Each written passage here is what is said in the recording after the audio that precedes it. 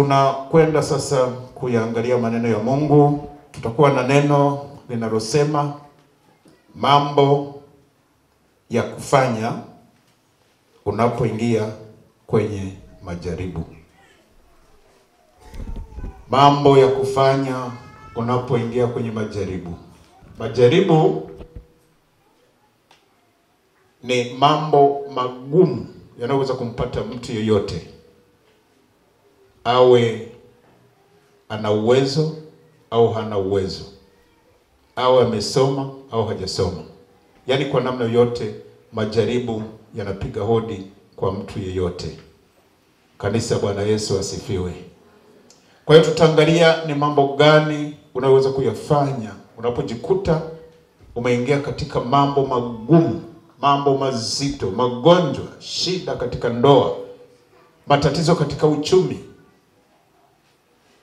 Shida nyingi zinaingia. Sasa ufanye nini ili uweze kuyaepuka? Ndio somo ambalo tutakwenda kujifunza siku ya leo. Kumbuka wakati mwingine mimi ni mwalimu sana, kwa hiyo nitakuwa nafundisha. Amen. Haleluya. Naomba nianze na majaribu.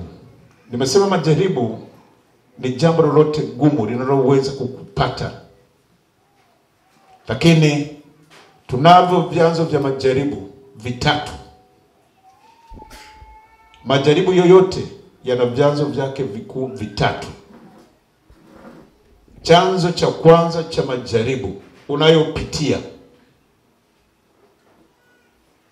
Cha kwanza, majaribu yanasababishwa na mtu mwenyewe. Maana yake wewe mwenyewe. Unaweza kuingiza majaribu katika ndoa yako wewe mwenyewe kwa sababu ya tamaa. Wewe mwenyewe. Majaribu namba moja yanasababishwa na mtu mwenyewe. Hilo ni jaribu la kwanza. Lakini jaribu la pili,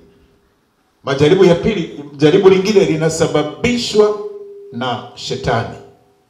Shetani anasababisha majaribu. Maana yake ni kwamba shetani analeta majaribu ili aweze kukuondoa kwenye uwepo wa Mungu. Shetani anapanda kupitia maagent, kupitia mawakala, ambao mawakala wengi ni pamoja na magonjwa, ni pamoja na vita katika ndoa.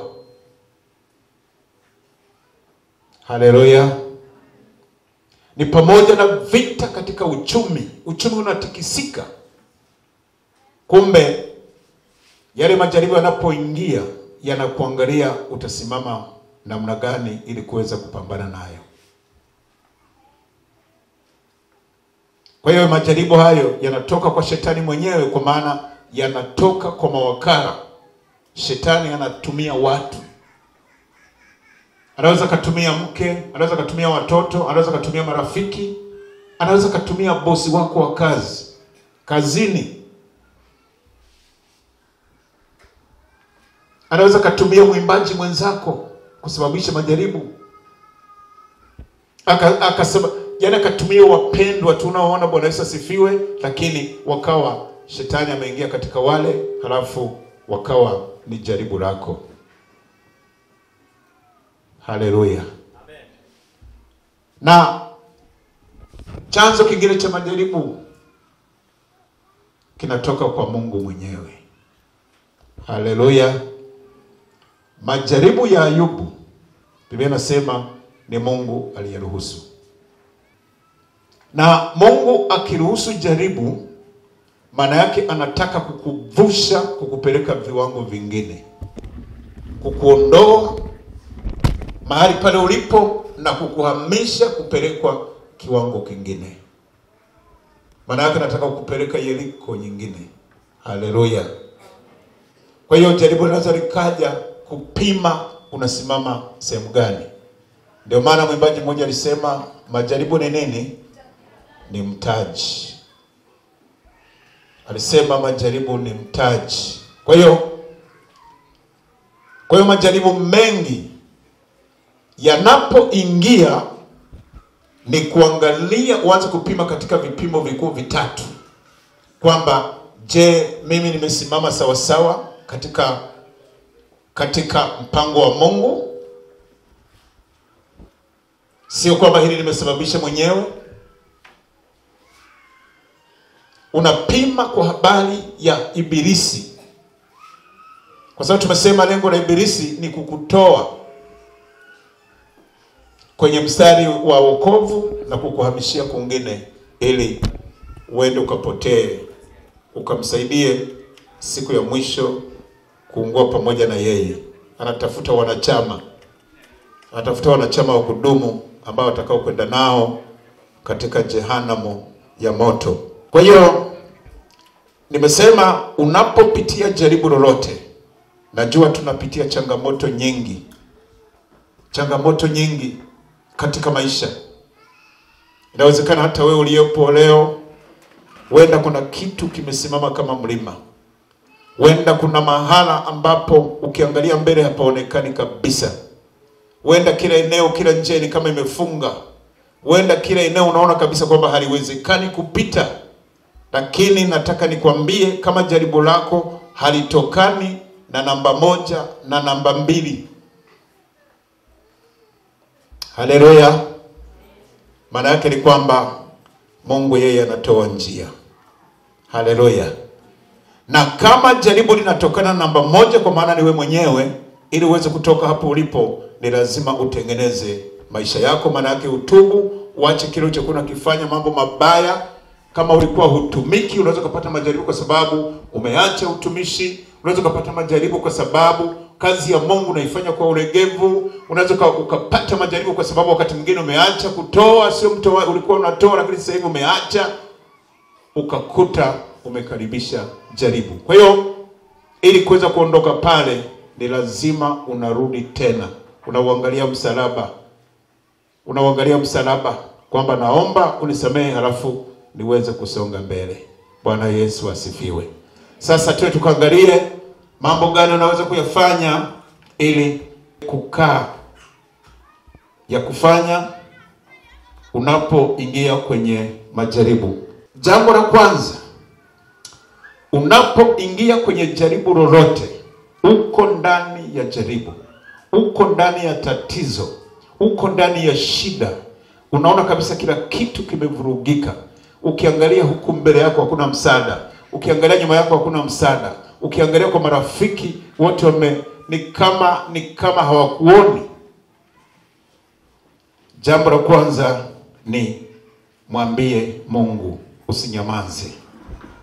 Unamwambia Mungu katika maombi. Na unapokwenda kusema na Mungu kwa habari ya shida ulionayo, Mungu ana utaratibu, ni lazima uwe umejitakasa, uwe safi, ili maombi yako Mungu aweze kuyasikia. Kwa hiyo jambo la kwanza kabisa, mwambie Mungu. Hakikisha Mungu anayo taarifa ya shida ulionayo. Hakikisha kwamba Mungu anajua taarifa, anajua shida ulionayo. Kama ni tatizo la ndoa, hakikisha kwamba Mungu anayo taarifa. Watu wengi kwenye majaribu wanawaambia marafiki, wanawaambia watu wa karibu, wanawaambia wazazi, wanawaambia familia, lakini mtu wa kwanza ambaye atapaswa kupata taarifa kabisa katika jaribu lilonalo ni Mungu. Bwana Yesu asifiwe. Naomba tuangalie kitabu cha Wafilipi mlango wa 4 na mstari wa 6 na wa 7. Nimesema unapopata shida, taarifa ya kwanza unatakiwa umwambie Mungu kabla hujatumia mbinu akili zako. Biblia inasema msijisumbue. Paulo anawaandikia Wafilipi, huu ni wakala, anaandika barua hii akiwa gerezani. Hizi ni nyakara za gerezani. Anaandika anasema msijisumbue kwa neno lolote, bali katika kila neno kwa kusali na kuomba pamoja na kushukuru, haja zenu na zijulikane na Mungu. Bwana Yesu asifiwe. Paulo alipoangalia Wafilipi hawa, Aliona wakati mwingine wakipata matatizo wanakimbia kwa watu, wanakimbia huko, wanahangaika. Lakini maandiko haya yanasema msijisumbue kwa neno lolote, bali katika kila neno kwa kusali na kuomba pamoja na kushukuru haja zenu na zijulikane na Mungu. Anasema mstari wa 7, na amani ya Mungu ipitayo akili zote itawahifadhi mioyo yenu na nia zenu katika Kristo Yesu. Unapomjulisha Mungu taarifa yako, mambo yako ambayo unakutana nayo, maana yake ni kwamba amani ya Kristo itakuja ndani yako na kukutia moyo, wakati mwingine kukupa faraja. Lakini hayo hayatokani na mambo mengine, ni kwa kusali na kuomba. Ndipo unamwambia Mungu, katika jambo hili mimi siwezi. Bwana Yesu asifiwe. Unamwambia Mungu, katika jambo hili mimi siwezi. Limenishinda, inapita hata ufahamu wangu, siwezi. Lakini nakuhitaji Mungu, unisaidie, na Mungu anashughulika. Haleluya. Katika waraka wa kwanza wa Petro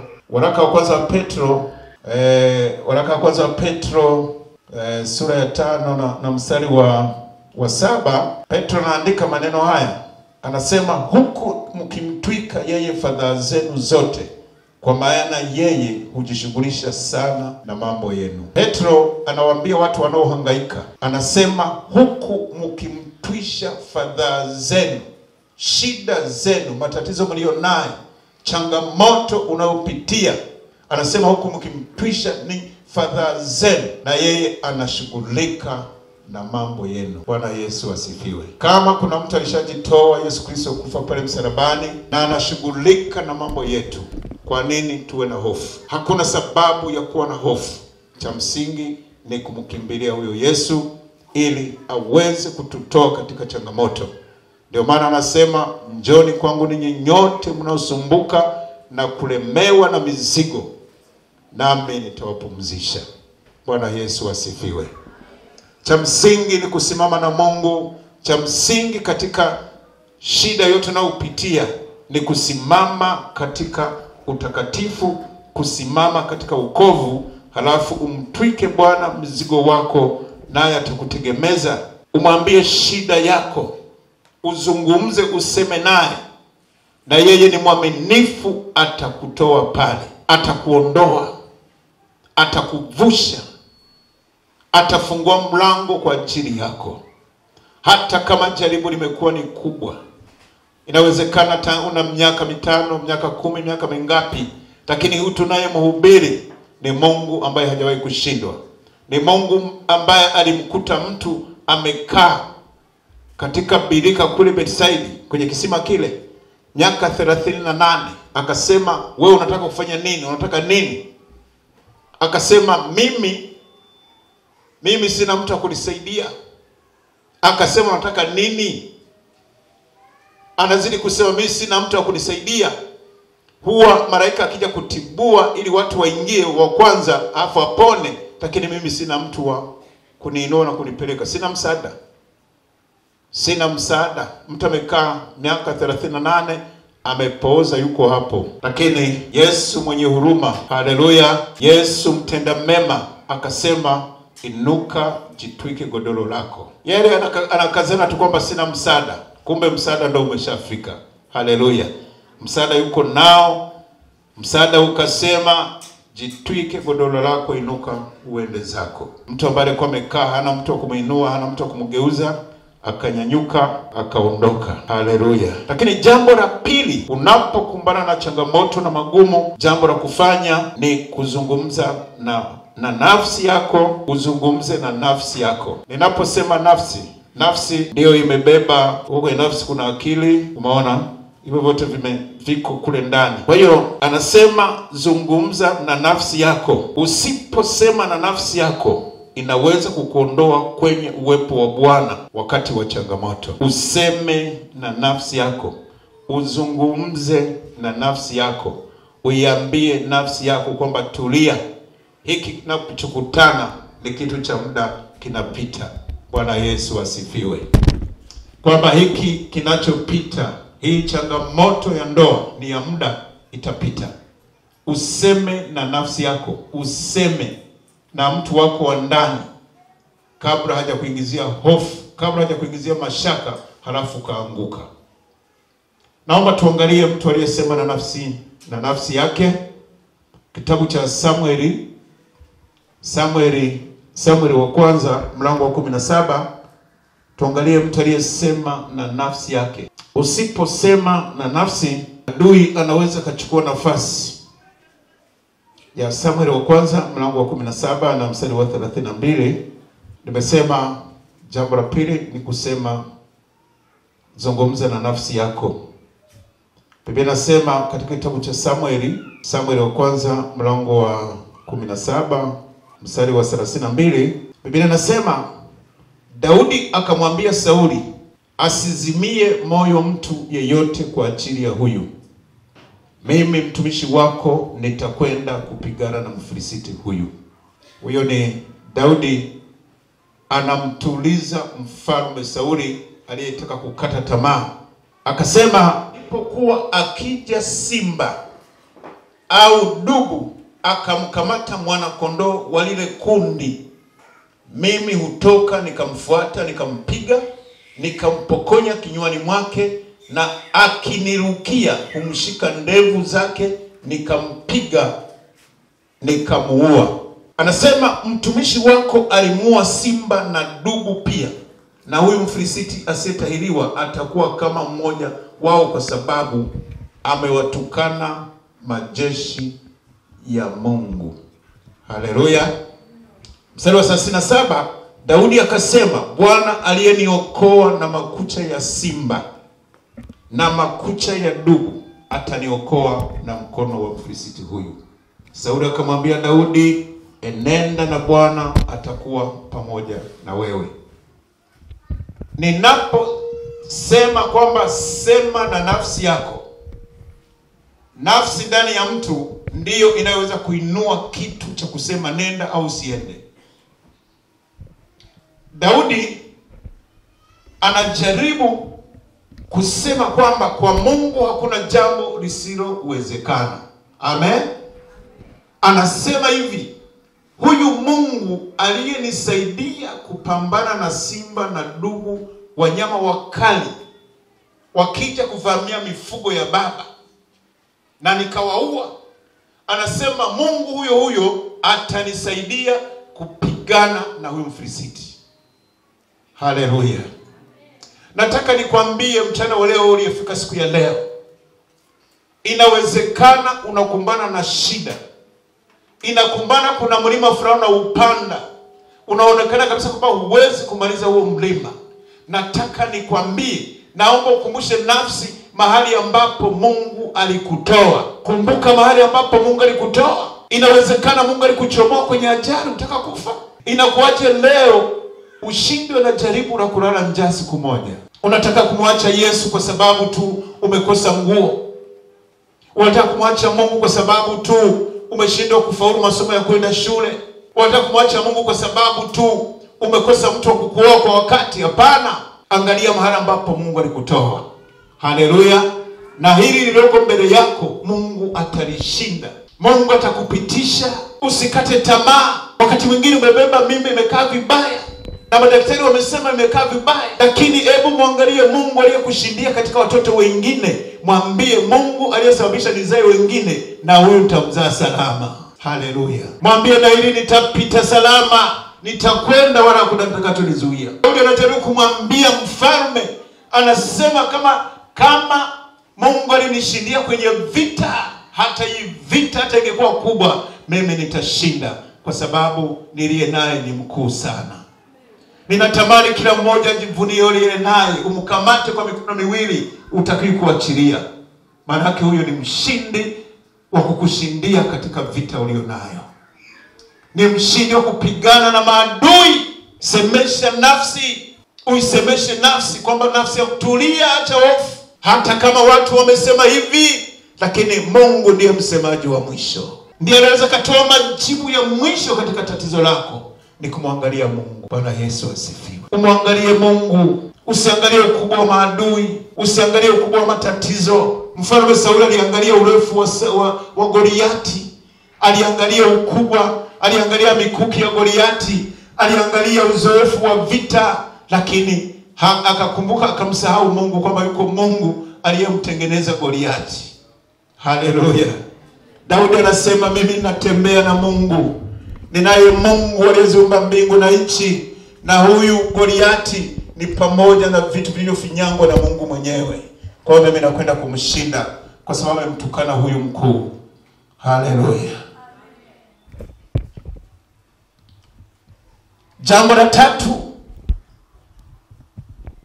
Jambo la tatu, zungumza na hilo jaribu, uzungumze na ugumu wa changamoto unazopitia. Uzungumze na jaribu kwa kutumia silaha ya mdomo wako. Ndani ya mdomo wako ziko baraka na laana. Haleluya. Ndani ya mdomo wako Mungu amekupa uwezo wa kuumba kitu na kikatokea. Tumia silaha ya mdomo. Tumia silaha ya mdomo kwa ajili ya kuzungumza na ugumu na jaribu na tatizo unalokumbana nalo. Naomba tusogee chini. Unaweza kusogea mbele katika sura ya Samueli wa kwanza. Samueli wa kwanza sura 17, tuangalie mstari wa 45. Nikusogeza macho tu mbele. Kitabu ni hicho, maandiko ni hayo. Tunaenda mstari wa 45 mpaka 47. Zungumza jambo la tatu, zungumza na hilo jaribu, ugumu, changamoto unazopitia. Mstari wa 45 unasema, ndipo Daudi akamwambia yule Mfilisiti. Daudi sasa anazungumza na tatizo. Tatizo alikuwa ni Goliati, sasa anaanza kusemesha tatizo. Mstari wa 45 anasema, ndipo Daudi akamwambia yule Mfilisiti, wewe unanijia mimi na upanga na fumo na mkuki, bali mimi nakujia wewe kwa jina la Bwana wa majeshi, Mungu wa majeshi ya Israeli uliowatukana. Haleluya. Nimesema unapopitia changamoto, hebu zungumza na tatizo hilo. Useme nalo.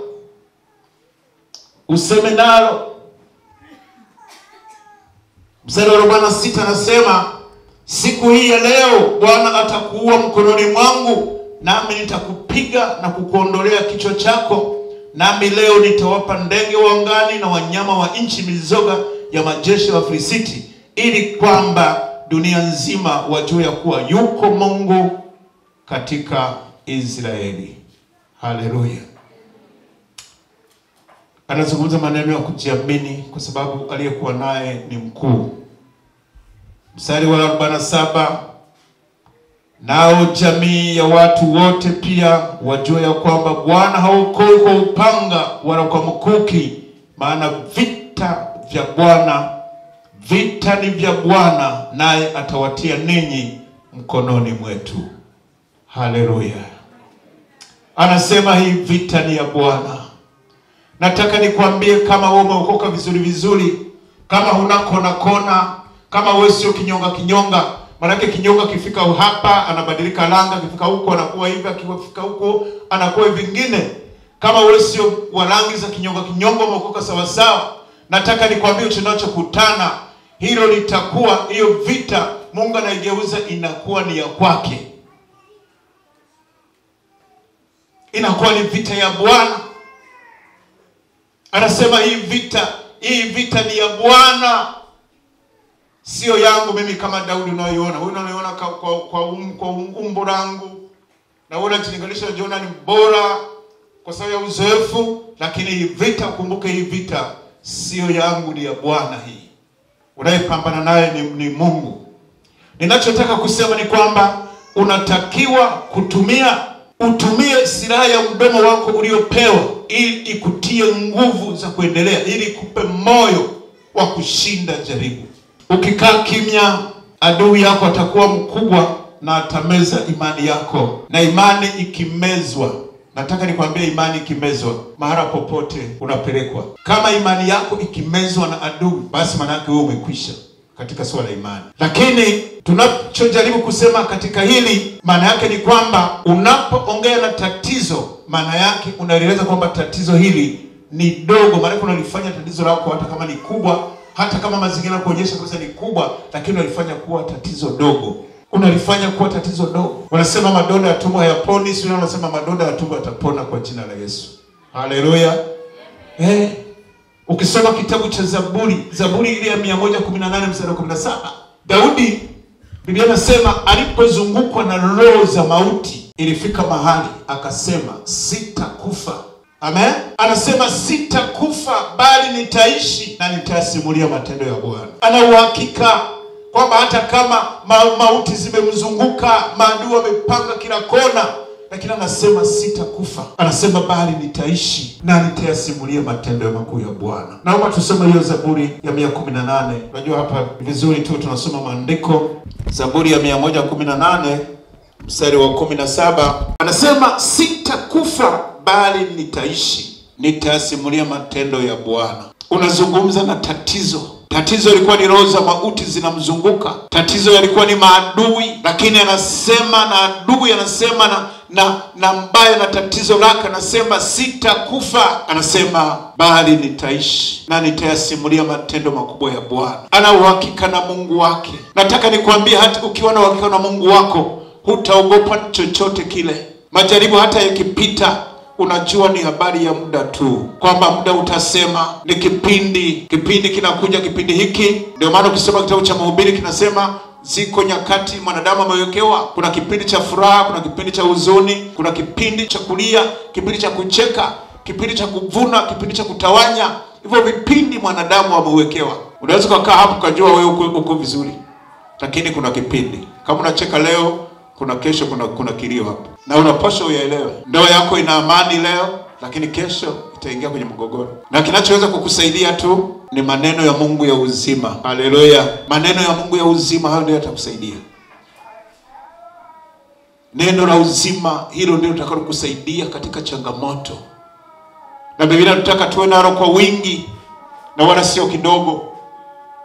Neno la Mungu linakuwa nalo muda wote. Kwa hata katika magonjwa, unajua neno la Mungu linakufariji kwamba yuko Mungu. Kwamba mimi sio kwanza katika jambo hili. Wapo wengine walipita na Mungu aliwashindia, na mimi ninaamini kabisa Mungu atanishindia. Ndio maana ilifika mahala Paulo wanamtishia kumuua, anasema kufa kwangu, anasema ni Kristo.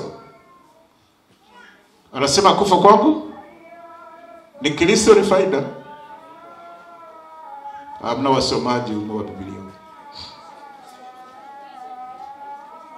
Kuishi kwangu ni anasema kuishi kwangu mimi ni Kristo. Mkiniacha niishi, nitaendelea kuhubiri injili. Haleluya.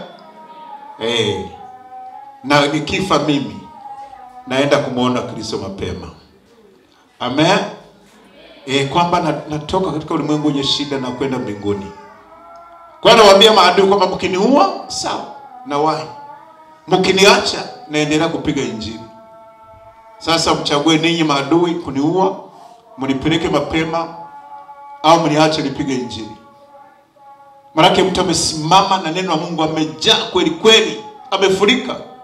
Hana hofu, hawana hofu. Ndio maana akina Petro tunawasoma, wanafika mahala wanasema mimi niko tayari kufa kwa ajili ya Bwana, lakini msiniue kifo alichokufa Kristo Yesu. Mniweke kwenye msalaba, lakini mimi kichwa kiwe chini, miguu ikae juu. Yuko tayari kwa sababu maneno ya Mungu yamejaa. Tuangalie jambo la 4 katika jambo la 4 katika mambo yanayokufanya unapoingia kwenye majaribu. Jambo la 4 la kufanya ni kulinda au linda amani ya moyo wako. Ulinde amani ya moyo wako. Unapoingia kwenye changamoto yoyote, usitaharuki. Linda amani ya moyo wako. Linda amani ya moyo wako. Mara nyingi huwa nawaambia watu wengi, watu wakiingia kwenye changamoto ya ndoa, akagundua kabisa kwamba mume wake amemsaliti, kinachofanya yule mtu wa kwanza anataharuki. Anasema huyo mwanamke anayetembea naye yukoje? Ametaharuki tayari. Anasema ni mweupe. Akigundua kama ni mweupe tayari, na yeye anakimbia dukani kwenda kununua yale madawa kubadilisha awe mweupe. Biblia inasema linda moyo wako. Haleluya. Hiyo sio silaha, hapana. Sio silaha ya kufundisha. Linda moyo wako. Angalia tatizo limetokea wapi. Je, chanzo ni mimi mwenyewe? Au chanzo ni ibilisi? Au chanzo ni kitu gani mpaka mume amekimbia? Nataka niwaambie, sisi tunapoendesha semina za ndoa, wakati mwingine wewe mwenyewe unaweza kuwa chanzo cha mume kukimbia. Nisiwaambie maneno kwa kufurahisha peke yake. Unaweza kuwa nini? Chanzo, source ya mume kuondoka. Ukawa chanzo kabisa kaondoka mume. Kwa nini?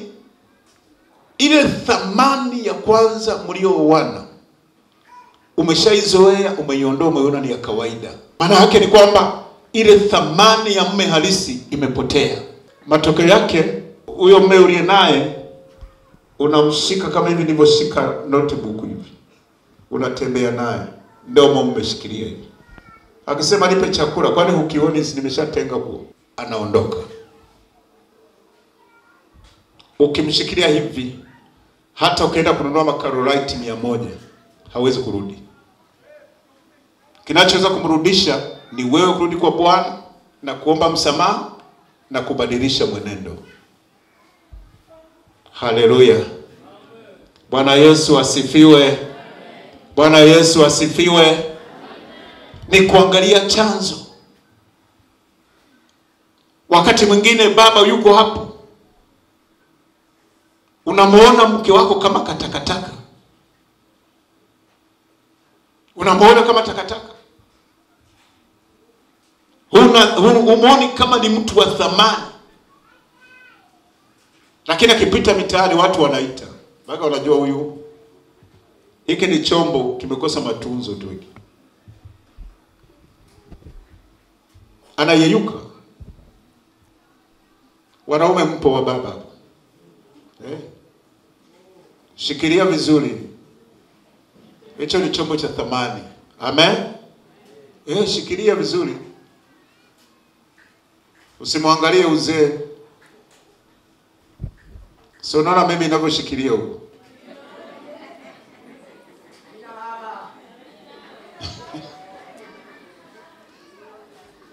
Haleluya. Akisema nataka kiatu karefu, kama na hela nanunua. Akisema nataka kifupi, kama una hela unafanya nini? Unanunua, ila kama huna unamwambia mama sina. Na yeye anajua kabisa. Kwanza wanawake wanajua vipato vyetu. Hata ukificha wanajua kabisa kwamba kipato anacho, ila huyu anafanya ujanja tu. Nimesema kitu unapoingia kwenye jaribu, ulinde moyo. Moyo ulinde sana. Biblia inasema linda sana moyo kuliko yote uyalindaye. Ulinde. Utulivu wa moyo na nafsi yako ni wa muhimu sana katika kushinda vita au jaribu lako. Tuangalie kitabu cha Zaburi, tuangalie Zaburi ya 4. Zaburi ya 4 na mstari wa 8 anasema, katika amani nitajilaza na kupata usingizi mara. Maana wewe Bwana peke yako ndiwe unijaliaye kukaa salama. Kulinda moyo, kufanya utulivu, usiende kwa haraka. Usiende kwa haraka. Nataka nikwambie hata kwenye habari ya uchumi. Nihame sasa niende kwenye uchumi. Bwana Yesu asifiwe. Ukifanya biashara ukapata hasara, Kuna watu wanakwenda Kongo, wanaenda wapi? Alikuwa na milioni zake 5, milioni 2, laki 8, laki ngapi? Amefanya biashara, amepata hasara. Anasema sasa ngoja nitafute kitu cha kufanya ili nirudishe mtaji wangu. Nataka nikwambie, ukienda kuuza kitu, ukafanya biashara ile, ukawahi kwamba unawahi kufanya biashara ili urudishe hela yako, na ule mtaji wa pili unapotea. Ukaenda kwenye vikoba ukakopa hela zingine, ukasema ngoja nikimbize haraka, tayari ujue utadai, utauza kitu nyumbani. Tuliza moyo. Haleluya. Linda moyo kwanza, tulia. Tafakari, kwa nini hili limetokea? Unatuliza mawazo hata kama unapata maumivu, lakini ukiwa na Bwana unajua hiki Mungu alitoa. Unafanya kama Ayubu, anasema Bwana alitoa na Bwana amefanya nini? Ametwaa. Halafu unaangalia, unatulia, unasema sasa nataka nifanye utafiti, nianze nini cha kufanya. Ukifanya utafiti itakupa ni namna gani unaweza kuanza tena. Lakini ukienda kwa haraka na mtaji wa pili, na wenyewe utapotea. Hiyo ni kanuni ya uchumi, sio mimi. Na ukitaka wewe jaribu, ukiuza hata nyumba na yenyewe inaenda, utabaki unapanga mpaka milele.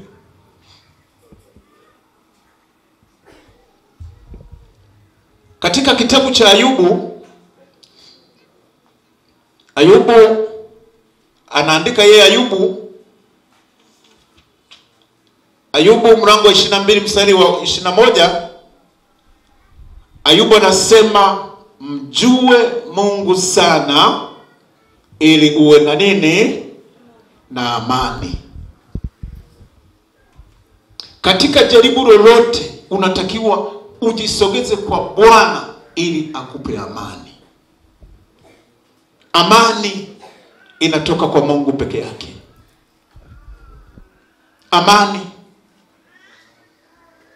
Unapita katika majaribu, tunapita katika majaribu mengi, lakini Mungu anatulinda, Mungu anatufunika, Mungu anatuwezesha kupita na kutoka. Tunakwenda. Hapa watu kikaa na mtu ukakaa naye akakwambia shida aliyo nayo hapa. Unaweza kusema unaweza kusema bora wewe, mwingine anasema kumbe nafuu hata mimi. Nafuu hata mimi. Ni kwa nini? Tuna amani ya moyo. Amani ya moyo. Unaweza kutembea hauna hata shilingi 200, 300, 400, 500 mfukoni ya kuemelea watoto, lakini una amani. Watu wanakuwa unapita tu. Unapita, na kwa sababu ni mtu wake kidogo, ukashika mtu amekutumia ka 1000, tayari ukaenda kuhemea watoto wakala. Bwana Yesu asifiwe. Bwana Yesu asifiwe. Unakuwa na amani. Lakini mtu mwingine anahangaika. Miaka inaenda wapi? Iko hapo. Tulia kwa Bwana. Linda sana moyo wako katika majaribu, katika hayo unayopitia, katika mambo unayokusema. Yaani maana yake wewe ukiri ushindi. Uwe na amani. Linda amani ya moyo wako. Usiteteleke. Hiyo ndio itakusaidia. Ukilinda amani ya moyo wako, ukamjua Mungu sawa sawa, Mungu anatokea katika jaribu. Haleluya. Akina Danieli, wale wenzake na Danieli, kina Meshaki, kina Abednego, walimwambia mfalme, hata kama umetangaza kwamba tutakwenda kutupwa katika tanuru la moto, hakuna sababu ya kupiga ngoma kwamba tukaabudu, lakini Mungu tuliye naye atatuokoa. Hata asipotuokoa, wanasema hata asipotuokoa, hatuko tayari kuiangukia sanamu. Hata asipotuokoa, hata kikaa kimya, lakini sisi hatutaanguka mbele ya sanamu. Hata kama umesema umewasha moto mara 7, sisi tuko tayari kwa moto huo, lakini tunaye Mungu. Haleluya. Na kama una ushuhuda wa namna hiyo, Mungu hawezi kukuacha. Atakutoa kwenye jaribu. Na mimi mchana wa leo natangaza kwamba Mungu anakwenda kukutoa kwenye jaribu. Haleluya. Mungu anakwenda kukuponya. Mungu anakwenda kutengeneza shuhuda ambazo utasimama kwenye madhabahu hii kwamba nilikuwa nimekata tamaa, lakini Mungu alionekana. Haleluya.